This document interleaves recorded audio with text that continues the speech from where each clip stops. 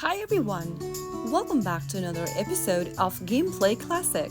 In this video, we will be learning how to log out of your account in Minion Rush. Logging out of your Minion Rush account is a straightforward process, so let's dive into the video right away. First of all, tap Open your Minion Rush application on your mobile device. From the home page of Minion Rush, tap on the gear button appearing at the top right corner.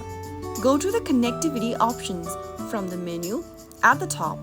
Now under Networks, find the Logout option. The option might be labeled as Logout or Sign Out. Tap on the Logout button in order to log out of one of the login options, and then this will disconnect your current account from the game. After logging out, you can log in with a different account or play as a guest.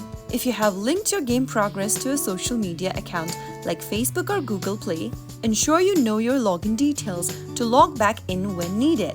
So that's how you easily log out of your Minion Rush account.